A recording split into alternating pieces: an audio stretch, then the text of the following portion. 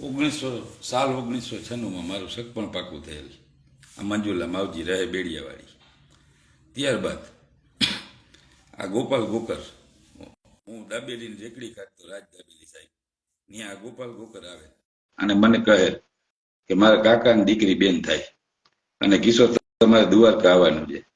એટલે સાહેબ અમે ત્રણેય દ્વારકા ગયેલ અને મારી પત્નીએ મને કહેલ કે કાંઈ પણ કામ પડે તો આ ગોપાલને કહેજો. મને ખબર નથી કે આ ગોપાલ કઈ રાનનો છે, પણ પછી ખબર માંડી પડવા સાહેબ. ત્યારબાદ 13/2/96 મારે લગ્ન થયેલ એટલે ત્યાં મારા સસરા પક્ષ ત્યાં હું જમવા ગયેલ. એની બાજુમાં હિમીબેન નથુભાઈ એને કહેલ કે હવે કિશોર આ ગોપાલને ભૂલી જવું જોઈએ, મંજુલાને.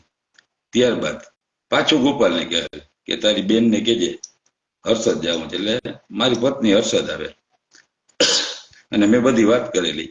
મેં તું આમ કરીશ તો આપણો લગ્ન સંસાર બગડશે. તો કે આ કે હવે હું ગોપાલને બોલાવીશ નહીં. ત્યારબાદ 1997 મારા ઘરે આવે અને 1 વર્ષનું આણું પૂરું થતા અને મને કહેલ કે આપણે 1 વર્ષ બાળક નથી જોતા. એટલે મેં વિશ્વાસ કર્યો અને રોજ બાળક ન રહેવાની ગોળી પીધી. અને ત્યારબાદ 1-2 મહિના થયા એટલે આ ગોપાલ ગોકર ત્યાં નાજેરાટ સતવારા ચોરે પેલા અમે રહેતા હતા, ત્યાં રોજ આવીને બેસતો. એમાં એક દિવસ મારી રેકડી બંધ હતી એટલે મને ખબર પડી અને આ નાજેરાટ વાળો મને કહે યુનુસ ને મહેબૂબી કે આ કે નહીં કે ગોપાલ ને અરે કે તું આ વાતચીત કરતો હતો. મેં ના. ત્યારબાદ મેં મારી પત્નીને પાછી વાત કરેલી કે ભાઈ અહીંયા બેસે છે, આપણા ઘરમાં તકલીફ થાય છે. એટલે વાં પાછી રમવા ગઈ ક્યાંક તહેવાર એની માવતર ત્યાં, અને હિમીબેન વસરા અને ડાઈબેન વસરા એના ઘરે જઈને મારી ખોટી વાત કરેલ. એટલે મેં કીધું આ તે વાત કહી હતી તો કે ના. એટલે ત્યાં અમે બધા ભેગા થયા, ત્યાં મારી પત્ની ખોટી પડી.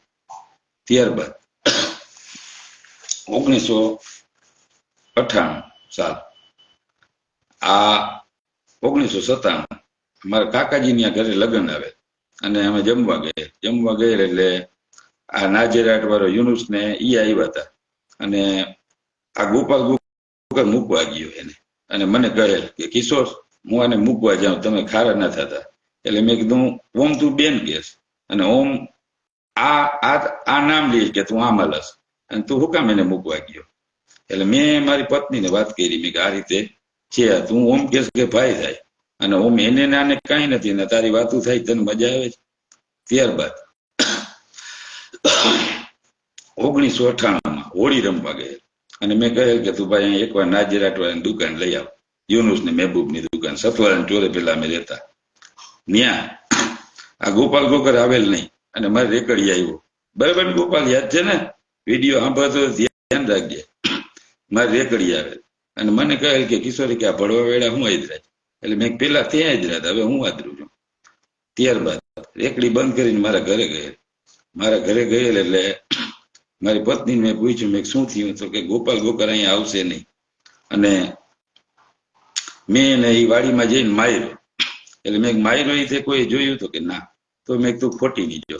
અને એક બાજુ આ બાળક રહે જ્યાંથી એને મારા છોકરી છે ને, એટલે મેં મારા સસરા પક્ષને બોલાવીને બધી વાત કરેલ કે ભાઈ મને આમાંથી છૂટાછેડા દિયો.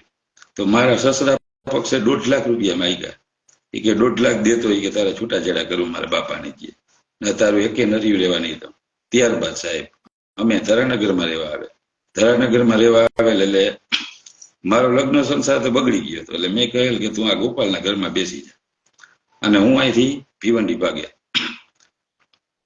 એટલે વાંસેથી મારી પત્નીએ ફરિયાદ કરેલી, મને આનો કંઈક રસ્તો દે. 5 જણા ઉપર ફરિયાદ કરેલી, ગોપાલ ગોકર, કરશન અર્જણ, કિશોર તેજા, રમેશ વેલજી ને અશ્વિન ડાયા. આ 5 જણા ઉપર ફરિયાદ કરેલી. હું ભીવંડીથી પાછો આવ્યો અને મેં પૂછ્યું મેં કે આ ભાઈ 5 ના નામ કેમ આવ્યા, આપણે વાંધો એકારે હતો.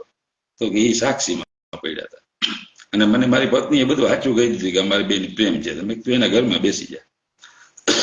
ત્યારબાદ આ 5 ના નામ આવ્યા એટલે હું પરસોત્તમ ગોવિંદના ઘરે ગયેલ ને બધું પૂછ્યું કે પછી આ 5 જણાના નામ કેમ આવ્યા. તો તારી ઘરવાળીએ લખાવ્યા હતા. એટલે હું ધીમે સરી મારા સસરાને ઘરે મૂકી આવ્યો પાછો. મેં કહ્યું તમારી દીકરીને સાચવો. એટલે મારી પત્નીએ મને ધમકી આપેલી અને મેં મારા કે ફરિયાદ છે 1998ની સાલમાં મેં ફરિયાદ કરેલી હતી કે આ ગોપાલ ગોકળના વશમાં છે અને મારું કયું નથી કરતી.